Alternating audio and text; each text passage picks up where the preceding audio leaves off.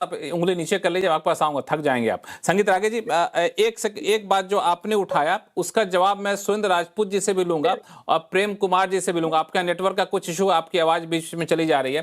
प्रेम कुमार जी, ये एसआईआर में लगे हुए बीएलओ इतनी तेजी से काम किए बिहार में, लेकिन वहां तो किसी आत्महत्या की खबर नहीं आई। ये एक लॉजिक दिया जा रहा है, जो अभी आरोप लगाया जा रहा है कि बीएलओ के ऊपर काम का दबाव है, इसलिए वो आत्महत्या कर रहे हैं। आपको याद होगा कि बिहार में जब एसआईआर की प्रक्रिया चल रही थी तो बार बार ये कहा जा रहा था कि बहुत कम समय है, बहुत ज्यादा दबाव है, कैसे तो इन लोगों तक जाएंगे, लेकिन हुआ वहां पे। प्रेम कुमार जी।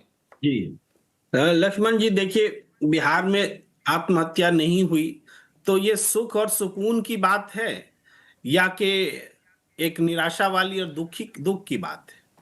आज बीएलओ की आत्महत्या हो रही है, ये तो फैक्ट है ना भाई। अखबार झूठ बोल रहे हैं, ममता बनर्जी झूठ बोल रही हैं, तो उन मौत के बारे में भाई एक आधिकारिक वक्तव्य आ जाए कि ये कोई भी बीएलओ इन्होंने आत्महत्या नहीं की है, ये गलत है, दुष्प्रचार है। लेकिन इस पर तो खामोशी है, इस पर तो आधिकारिक बयान आना चाहिए ना कि बीएलओ आत्महत्या कर रहे हैं कि नहीं कर रहे। ये आत्महत्याएं झूठ हैं, ये बताएं। लेकिन सच क्या है कि इन आत्महत्याओं को नकारा जा रहा है। ये बड़ा दुखद है कि आत्महत्या को ये कहते हुए नकारा जा रहा है कि बिहार में नहीं हुआ तो अभी क्यों हो रहा है।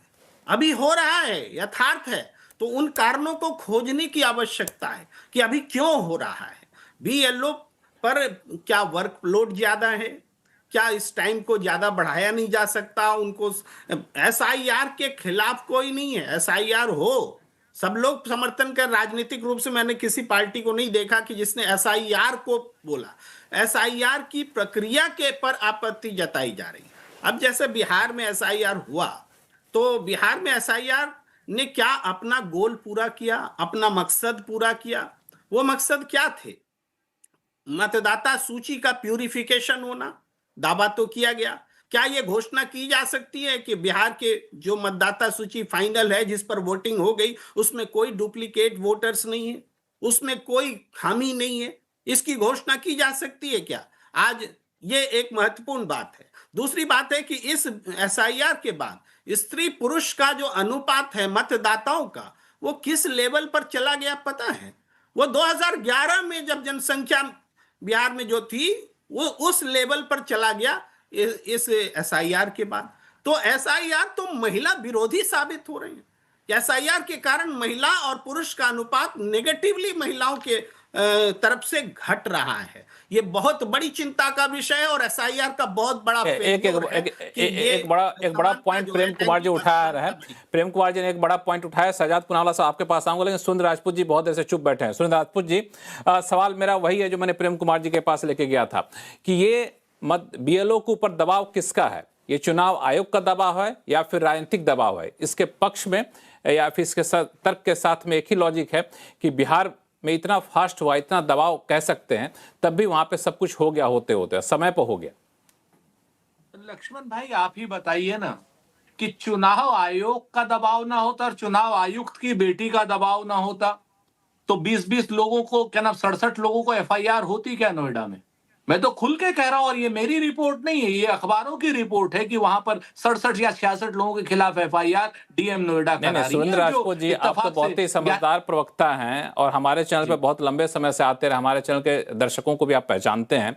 मेरा सवाल यह है कि जब कोई राजनीतिक दल का नेता जब धमकी देगा और काम करने में जब समर्थ नहीं हो पाएगा बीएलओ धमकी की वजह से, तो दो तरफा दबाव होगा, बीच में सैंडविच बनेगा, वो आत्महत्या के लिए प्रेरित हो सकता है या फिर। हाँ, तो मेरा कहना है कि चुनाव आयोग का दबाव को कम कराइए आप। वही तो हमने तो एक सुझाव दिया ना आपको, आप सुझाव आगे नहीं ले जाना चाहते हैं तो मैं क्या करूं? मैंने तो कहा भाई, बीएलओ को सुनिए ना, बीएलओ को समय दे दीजिए 3 महीने और का। कौन रोक रहा है? हम तो कहते हैं कि 3 महीने और का समय दे दीजिए।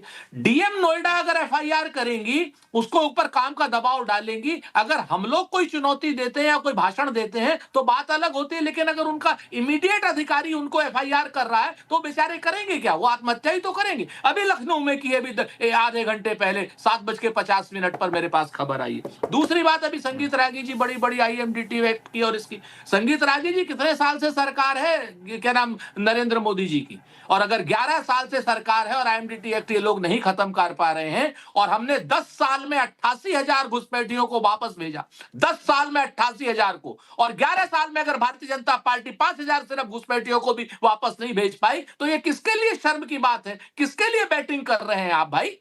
88,000 घुसपैठिए हमने वापस भेजे पूरी ताकत के साथ। अगर आज की डेट में सही तरीके से देखा जाए तो भारतीय जनता पार्टी के दामाद हैं ये घुसपैठिए सारे के सारे, क्योंकि इनको ही लेकर के नाचती है गंभीर आरोप। उन्होंने तथ्य के साथ बताया कि कितने घुसपैठिए उन्होंने भेजा, आपने कितना भेजा आपको बताना होगा। लेकिन फिलहाल वक्त है ब्रेक का, ब्रेक के बाद जल्द लौटते हैं, फिर आपसे जानकारी लेंगे। शाहजाद पूनावाला साहब, कहीं जाइएगा नहीं।